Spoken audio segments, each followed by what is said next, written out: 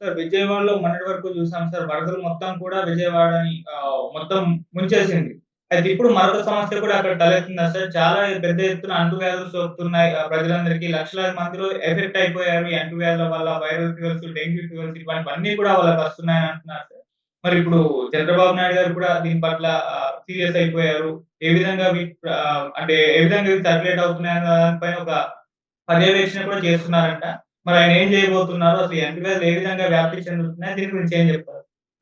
మామూలుగా ఎప్పుడైనా వరదలొచ్చిన తర్వాత వరదల వల్ల అంటువ్యాధులు ప్రబలడం అనేది జరుగుతుంది. ఇందులో రకరకాల పద్ధతులుంటాయి. ఒకటి మనకిక్కడ బంగాళాఖాతం నుంచి రావడంతో బంగాళాఖాతం నుంచి అనేక పాథోజన్స్, బాక్టీరియా ఇటువంటివన్నీ వైరస్‌లు ఇవన్నీ వచ్చేసాయి. సో, దీనివల్ల ఏమవుతుందంటే, ఇప్పుడు వరదల్లో దాదాపు 3,00,000 మంది విజయవాడలో చిక్కుకున్నారు. ఇది వరద నీరు వెళ్ళినా కూడా బురదమయం అయిపోతుంది మొత్తం. ఈ బురద ద్వారా కూడా పాథోజన్స్, బాక్టీరియా ఇవన్నీ వస్తాయి. రెండవది సరైన వాటర్ వాళ్ళకి అందలేదు. ముఖ్యంగా ఇంటీరియర్ ప్లేస్‌లో ఉండే విజయవాడ ఏరియాలో ఇంటీరియర్ ప్లేస్‌లో ఉన్న చాలా మందికి వాటర్ అందకుండా వాళ్ళు మన టీవీలో ఛానల్స్‌తో మాట్లాడుతున్నారు. ఇదే వాటర్ మేము కాచుకొని తాగాము.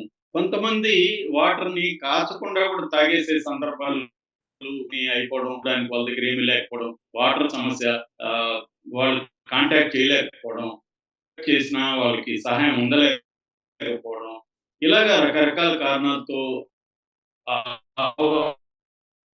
వాటర్‌ని చూద్దామని తాగేసిన సందర్భాలున్నాయి. దానివల్ల కూడా ప్రాబ్లమ్. ఎందుకంటే డ్రైనేజ్ అంతా కూడా దీంట్లో కలిసిపోవడం, ఆహ్, దీనివల్ల అనేక రకాల బాక్టీరియా ఇవన్నీ కూడా వచ్చాయన్నమాట. మామూలుగా డెంగ్యూ గావచ్చు, టైఫాయిడ్ గావచ్చు, తర్వాత హెపటైటిస్ ఏ గావచ్చు, ఆహ్, తర్వాత దాన్నేమంటారు గ్యాస్ట్రో ఆహ్, ఇంటెస్టైనల్ జబ్బులున్నాయి. అవి గావచ్చు. వెంటనే మనకి జలగ లాంటివి కొన్నుంటాయి కదా! పురుగులు అవి మన చర్మంలోకి, బ్లడ్‌లోకి వెళ్ళిపోతాయి. సో, అలాగా రకరకాల పద్ధతులు ఇప్పుడు విజయవాడలో అంటువ్యాధులు పెద్ద ఎత్తున ప్రబలిపోయినాయి. దాదాపు 2 మంది అఫెక్ట్ అయిపోయినారని చెప్తున్నారు.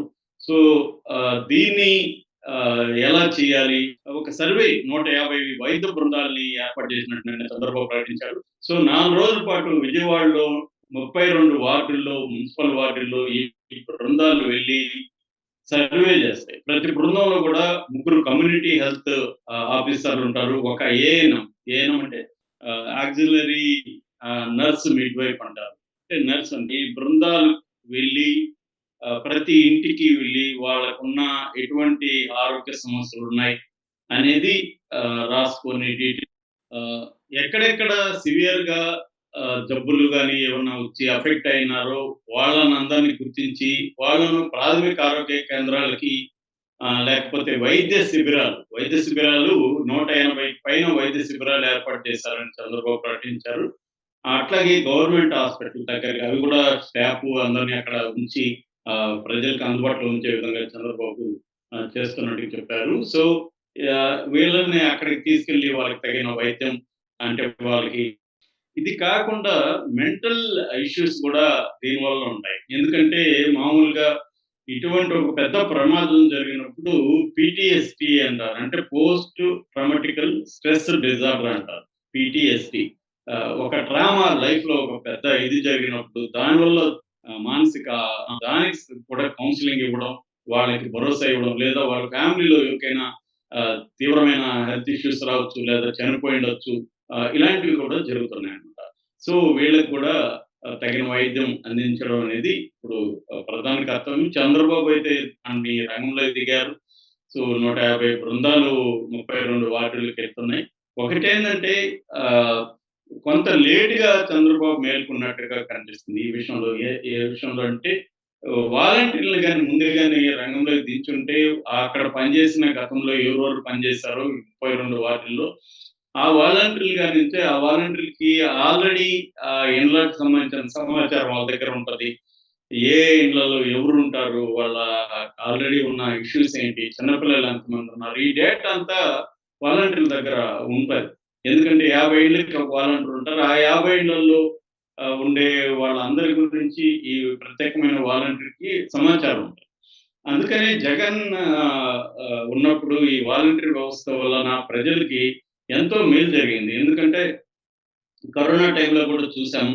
అంటే వాళ్ళకి అన్ని డీటెయిల్స్ ఉంటాయి. ఇందులో పెద్దవాళ్ళు ఎవరుంటారు ఈ ఇంట్లో, పిల్లలు ఎవరుంటారు, వాళ్ళకి ఏమేమి ఇష్యూస్ ఉన్నాయి, ఇవన్నీ వాళ్ళకి ముందే ఒక ఐడియా ఉంటది. కాబట్టి ఈజీగా వాళ్ళు అప్రోచ్ చేయగలుగుతారు. సో, ఇది ఇక్కడ ఇట్లాంటి వరదలొచ్చినప్పుడు కూడా వాలంటీర్‌లు గాని మనం గతంలో చూసినాం. వాలంటీర్‌లు చాలా లోతు నీళ్ళలోకి కూడా ఎళ్లి వాళ్ళకి పెన్షన్ ఇవ్వడం కావచ్చు, వీళ్ళు సరుకులు అందించడం ఇవన్నీ మనం వీడియోస్ చూసాం.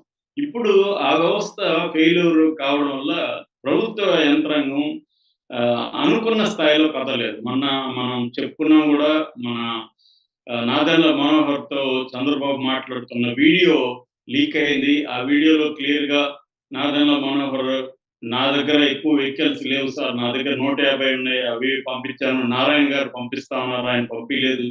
ఇలాగ నేను కంప్లెయింట్ ఇవ్వడం కాదు సార్. జరిగిన ఫ్యాక్ట్‌లు చెప్తున్నానని ఆయన చాలా డీసెంట్‌గానే చెప్తున్నాడు. ఆయన చెప్పే దాంట్లో మనకేమి కంప్లెయింట్ ఇచ్చినట్టుగా కూడా లేదు. అలాగే చంద్రబాబు కూడా 80,000 టార్గెట్ ఉంటే మీరు 15,000కే సప్లై చేసామని చెప్తున్నారు. అంటే 20% మాత్రమే వెళ్ళాయి అని ఆయన కూడా ఆందోళన బాధగా చెప్తున్నాడు చంద్రబాబు. ఎందుకంటే చంద్రబాబు చాలా సీరియస్‌గా బాధితులకి సహాయపడాలని ఆయన అహర్నిశలు కృషి చేస్తున్నాడు గానీ, దానికి తగినట్టుగా యంత్రాంగం గాని, మంత్రులు గాని చంద్రబాబు స్థాయిలో కదలట్లేదు. కొంతవరకు లోకేషు, నిమ్మల రామానాయుడు ఇలాంటోళ్ళు ఆహ్, కార్యక్రమం బుడమేరు ఎక్కడెక్కడ అయితే ఇబ్బందులున్నాయి, గండ్లు పడ్డాయి అవన్నీ పూడ్చడం అవన్నీ చేస్తున్నారు. సో, ముఖ్యంగా వీళ్ళకి ఇవన్నీ అందాలి. దాంతో పాటు మెడిసిన్ గూడా చాలా ఇంపార్టెంట్. ఇమ్మీడియేట్ ఇప్పుడు ఆహారం తినాలన్నా వాళ్ళకి ఆరోగ్యం బావుండాలి గదా! ఇప్పుడు తీవ్రమైన డెంగ్యూ లాంటివి ఉండేవాళ్ళకి రెగ్యులర్ ఆహారం అనేది ఇంకా ఇబ్బందవుతుంది. వాళ్ళకి బ్రెడ్డు, పాలు అట్లాంటివి అందాలి. వాళ్ళకి మెడికేషన్ అందాలి ఇమ్మీడియేట్‌గా. లేకపోతే అవి ఇంకా పెరిగే అవకాశం ఉంది. సో, ఇవేంటంటే కమ్యూనిటీ డిసీజెస్ పెరిగిపోతాయి. స్ప్రెడ్ అయిపోతాయన్నమాట. సో, దాన్ని కట్ చేయాలి. కట్ చేయాలంటే ఒకవైపు శానిటేషన్ చేయడం, రెండో వైపు మెడికల్ హెల్ప్ అందడం. మూడవది మెంటల్ హెల్త్ ఇష్యూస్ ఉన్న చోట వాళ్ళకి కౌన్సెలింగ్ గూడా ఇవ్వాల్సుంటది. సో, ఇదంతా అంతే. ఇది గూడా టార్గెట్ కాదు. మనం సింపుల్‌గా గవర్నమెంట్‌నేమో చంద్రబాబుని విమర్శించేయడం అనేది సులభమే గానీ, చేయడం అనేదే కష్టం ఎప్పుడైనా. బయటుండి మనం విమర్శించేయొచ్చు. కానీ ఈ వ్యవస్థలనేవి గాని ఉంటే ఇంకొంత బెటర్‌గా చేసుండగలిగేవారు చంద్రబాబు. అంటే సచివాలయ వ్యవస్థ గాని, వాలంటీర్ వ్యవస్థ గాని ఉండుంటే ఇంకొంత బెటర్‌గా ఉండేది. కనీసం దీన్ని గుణపాఠంగా తీసుకొని చంద్రబాబు కింది స్థాయిలో వ్యవస్థల్ని బలోపేతం చేయడానికి ఏం చేయాలనేది నెక్స్ట్ వరదలొచ్చినప్పటికంతా వర్షాలు తీవ్రమవుతుందా అంటున్నారు. అక్కడ కూడా వరదలొచ్చే అవకాశం ఉంది. సో, అక్కడ గూడా ఇప్పుడు ముందస్తుగా అలర్ట్ చేస్తున్నారు ప్రజల్ని. ఫోన్ మెసేజ్‌లు ఇవన్నీ వెళ్తున్నాయి. ఫోన్ ఫోన్ మెసేజ్‌లు ద్వారా అలర్ట్ చేస్తున్నారు. ప్రజలనైతే ముందస్తుగా హెచ్చరిస్తున్నారు. ఈ అనుభవాన్ని దృష్టిలో పెట్టుకొని ఉత్తరాంధ్ర, గోదావరి జిల్లాల్లో